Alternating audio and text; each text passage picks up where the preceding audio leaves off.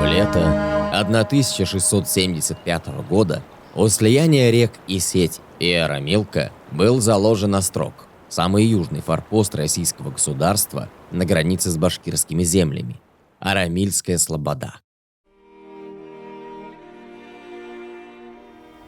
По переписи 1681-83 годов в Арамильском остроге уже стояла деревянная церковь в честь Рождества Христова с пределом Николая Чудотворца. В 1709 году во время одного из нападений башкир эта церковь сгорела и была восстановлена в 1711 году. К 1711 году Острог уже располагал 2 рубленными башнями, пушками, конюшней, амбарами и деревянной церковью. Все рудознатцы, они все были из арамильцев. Казаки стояли вот этим острогом и обеспечивали безопасность, сам сбор налогов. К 1707 году Арамильская слобода включала в себя 24 населенных пункта.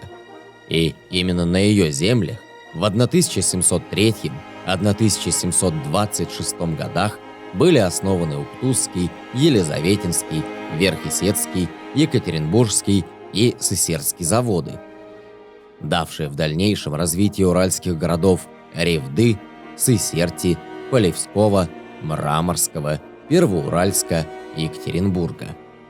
Арамильская слобода считалась одним из центров металлургии на Урале. Слава об арамильских кузнецах и железных дел мастерах ходила по всему Уралу и Прикамью. Русь окончательно перетекла через Урал-камень, как тогда говорили, укрепилась в Сибири, на Алтае, Красноярске и Якутске и стала осваивать южные басурманские степи. Здесь империи нужна была защита и надежная граница. Так, в 1801 году Исетское казачество было окончательно включено в Уральское казачье войско. Мы входим в Союз казаков России и зарубежья. Но территориально мы находимся на территории Оренбургского войска, соответственно, и взаимодействием и с Оренбургским войском, и исторические, и форма, и традиции, они Оренбургского казачьего войска. А когда в Арамиле начали выпускать газету «Арамильская слобода» и колонку «Краеведа», там вышли на архивные материалы, что, оказывается, здесь острог был, линия проходила, линия это, как раз государство наше, оно вот по реке Исеть шло по тем временам, и Исетское войско, оно охраняло эти границы с помощью вот этих острогов. Когда посмотрел гравюру этого острога, думаю, я воссоздам его. Я сам родился в Екатеринбурге и всегда честно считал, что вот освоение Урала, оно началось с Екатеринбурга. Вот когда основался Екатеринбург, и все заколосилось, закипело. Нет, оно не так, оказывается. За 50 лет до этого были уже вот эти остроги поставлены. История очень прошла большая с тех времен. И те же, кто родился в Арамиле, они ее не знали, эту историю. Мы ее даем, и до сих пор даже многие не посетили этот острог и не понимают, откуда здесь взяли казаки. Да? Хотя тогда откуда взялся Арамиль, потому что сначала появились казаки. 4 декабря 1864 года сотня уральских казаков под командованием Исаула Серова отправилась на разведку под Икану. К сотне были преданы 4 пушкаря с пушкой «Единорог», фельдшер, местный узбек-проводник и вьючные верблюды. Сотня на самом деле отправлялась на разведку, но навстречу к ним вышло 10-тысячное войско местного коканского правителя, который собирался отбить Ташкент, в то время находившийся под русским царем. Сотня сразу попала в окружение, утопая в снегу на открытом поле. Сотня укрылась за лошадьми и верблюдами, приняв бой. Вооруженные новыми 6-линейными винтовками и 1 пушкой, они отбили 3 волны коканцев утром 6 декабря. По команде Исаула оставшиеся в живых казаки встали в каре и с боем стали пробиваться к своим. Уже в сумерках, близ города, уральцы увидели бегущих им навстречу солдат. Это был 2-й отряд высланный комендантом Туркестана на помощь Иканской сотне. Серов вывел 54 человека.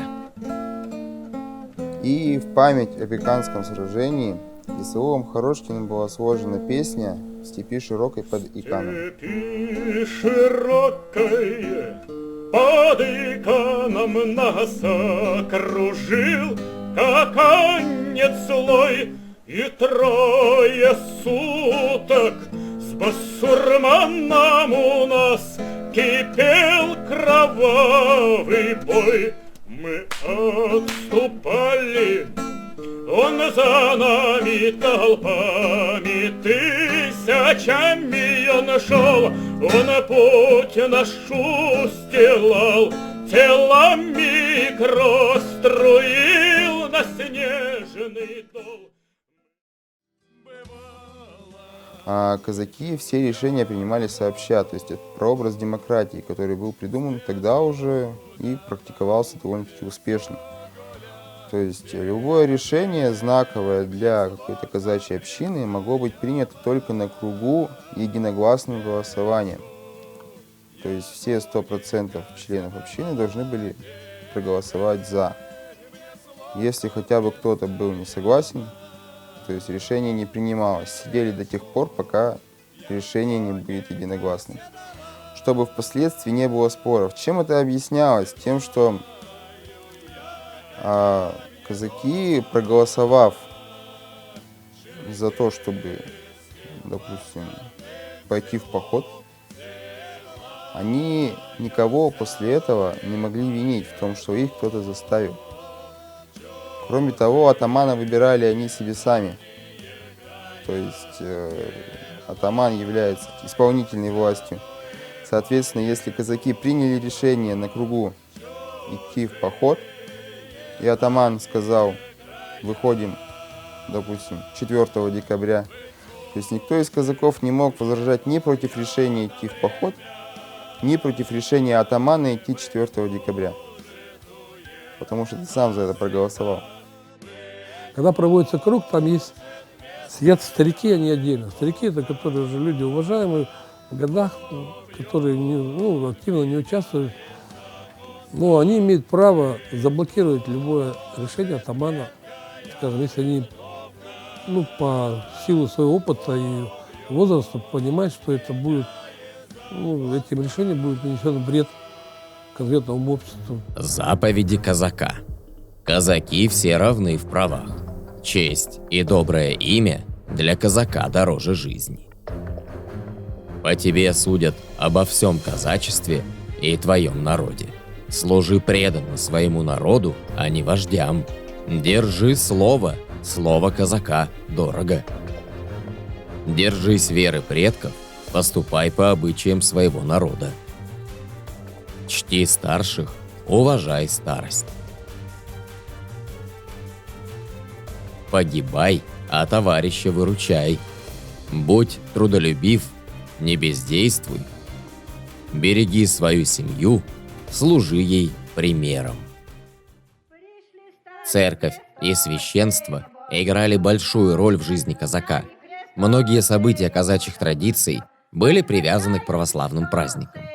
Основные из почитаемых это был Покров Пресвятой Богородицы и Пасха.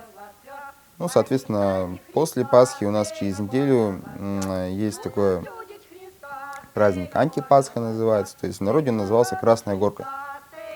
Собственно, на Красную Горку казаки ставили один из основных кругов, и на Покров, собственно говоря. 2 основных круга на 2 самых почитаемых праздника. Когда рождался мальчик, ему в люльку ложили кинжал, чтобы, не осознавая, что это такое, у мальчика на уровне подсознания откладывалось, что эта вещь всегда должна быть рядом.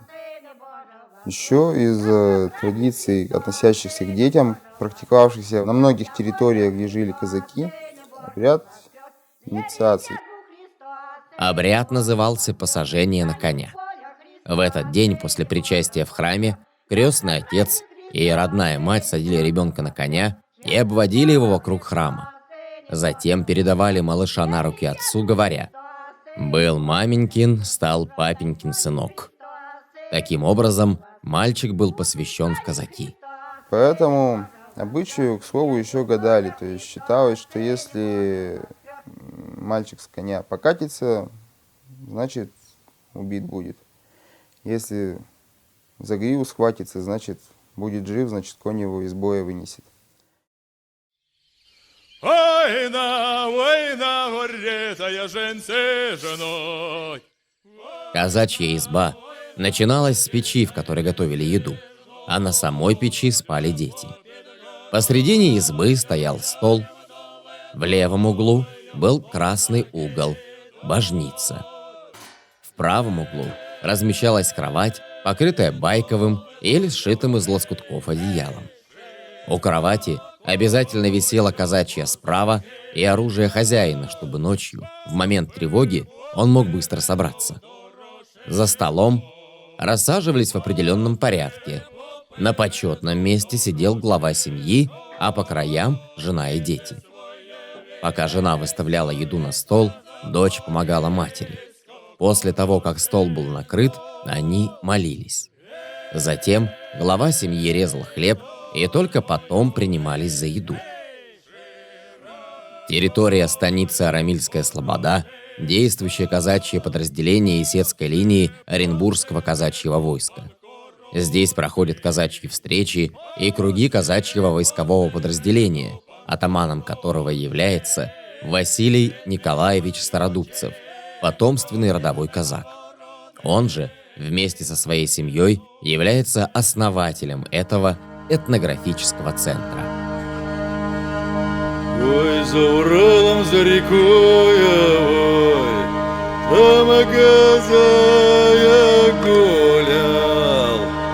Ой, да не один казая гуляла, да. Ой, да сотовая рещем. Ой, не один казак гулял, да, сотовая рещем. Ой, да что это товарищ, ой, да уя, ой, да. Ой, да развороной добрая конь. Что товарищ ой, да, развороной добрая конь. Ой, да баранушка, да ну я.